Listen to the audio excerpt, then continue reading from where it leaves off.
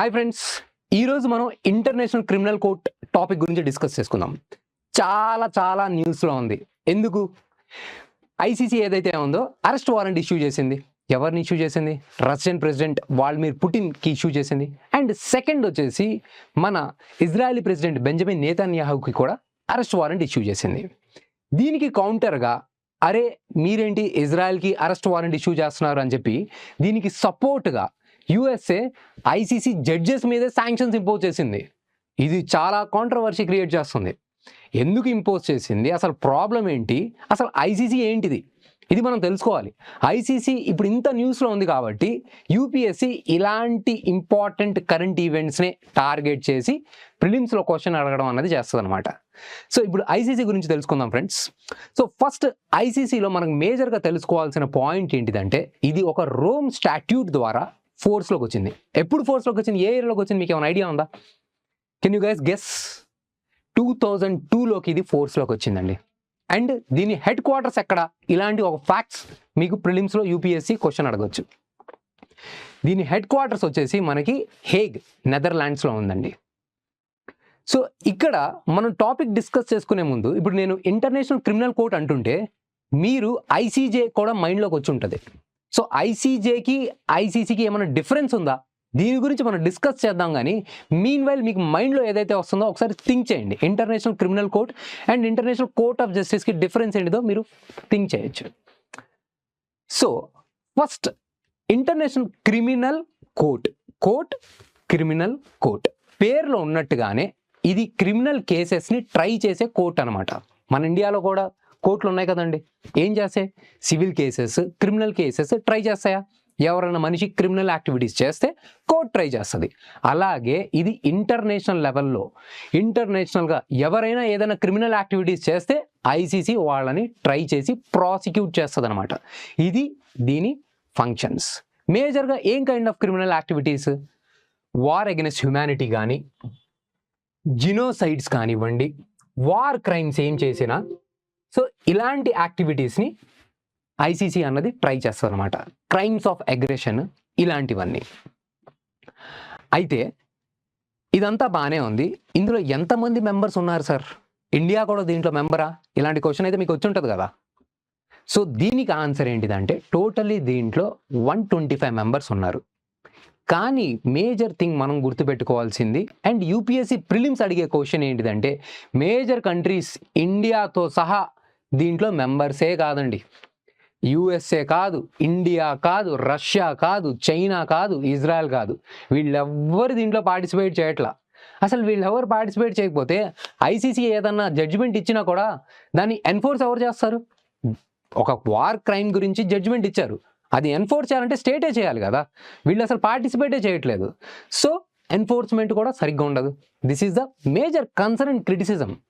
So మీకు ఇప్పుడు question రావచ్చు, అసలు ఎందుకు సార్ మంచిగానే ఉంది కదా, ఇండియా ఎందుకు పార్టిసిపేట్ చేయట్లేదు, ఇండియా ఎందుకు దీన్ని రాటిఫై చేయలేదు అని చెప్పి మీకు క్వశ్చన్ వచ్చి ఉండొచ్చు. అయితే ఇప్పుడు ఇది క్రిమినల్ కోర్ట్. సో ఏదైనా ఇంటర్నల్గా మనకి కంట్రీలో డిస్టర్బెన్సెస్ జరుగుతున్నా ఈ కోర్టు వాళ్ళు వచ్చేసి మన ఎమ్మెల్యేస్ని, ఎంపీస్ని ఆర్ ఎనీ ఇండివిజువల్స్ని వాళ్ళు వార్ క్రైమ్స్ అని చెప్పి ట్రై చేయొచ్చు. ఇది మనం యాక్సెప్ట్ చేయకపోయినా, ఇది వార్ క్రైమ్ అని మనం చెప్పకపోయినా వాళ్ళు దీన్ని కాంట్రవర్సీ క్రియేట్ చేయొచ్చు. మన డొమెస్టిక్ అఫైర్స్లో ఇంటర్ఫియర్ కావచ్చు. ఇది మన సావర్నిటీకి థ్రెట్.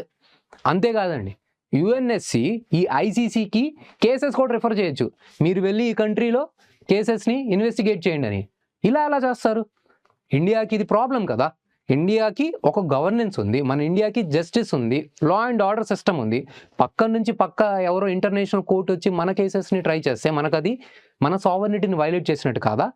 అలానే మన ఇండియాతో సహా చాలా కంట్రీస్ దీనికి సైన్ చేయకుండా దూరంగా ఉన్నాయండి. This is the main thing. So this understanding మనకు ఉన్నప్పుడు ఇప్పుడు మీరు ఇంకోటి తెలుసుకోవాల్సింది ఏంటంటే దీనికి ఫండింగ్ ఎక్కడి నుంచి వస్తుంది? ఈ డౌట్ మీకు వచ్చి ఉంటుంది. సో ఎవరైతే 125 మెంబర్స్ ఉన్నారో వాళ్ళే దీనికి ఫండింగ్ చేస్తారండి.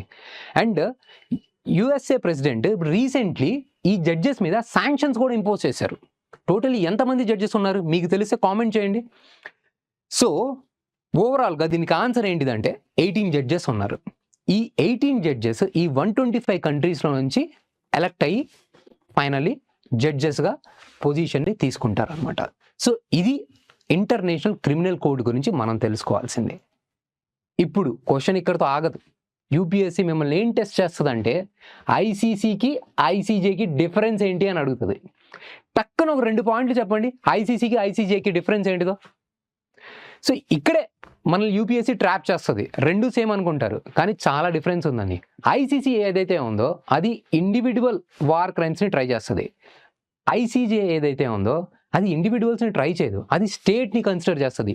ఇండియాని, యూఎస్ఏని, పాకిస్తాన్ని. సో మీరు ఈ కాంట్రాక్ట్ చేసుకున్నారు, ఈ కాంట్రాక్ట్ని మీరు వైలేట్ చేస్తున్నారు, సో యాజ్ ఎ స్టేట్ మీరు ఆన్సరబుల్ దీనికి అని చెప్పి వాళ్ళని ట్రై చేయడం జరుగుతుంది. సో ఫస్ట్ మేజర్ డిఫరెన్స్ వచ్చేసి ఇది ఇండివిజువల్స్ని ట్రై చేస్తుంది. ఐసీజే వచ్చేసి మనకి స్టేట్ని యాజ్ ఎ హోల్ అకౌంటబుల్ చేస్తుంది అనమాట. సెకండ్ మేజర్ ఇంపార్టెంట్ థింగ్ వచ్చేసి ఏవైతే ఐసీజే డెసిషన్స్ ఉంటాయో those are binding on the nations. కానీ ఐసీసీవి అలా బైండింగ్ కాదు, ఎందుకంటే చాలామంది కంట్రీస్ దాంట్లో పార్టిసిపెంటే కాదు కదా.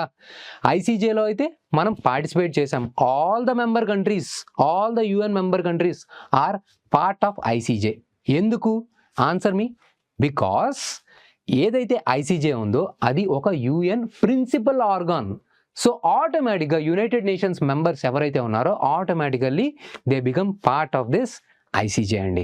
So this is a major crucial difference ఐసీసీకి ఐసీజేకి.